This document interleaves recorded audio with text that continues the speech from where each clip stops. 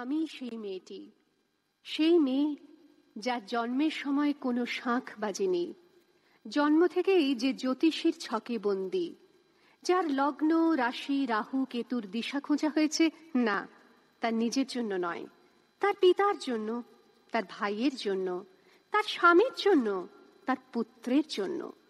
কিন্তু যার গর্ভ থেকে আমার জন্ম, সেই মায়ের কথা বলেনি কেউ।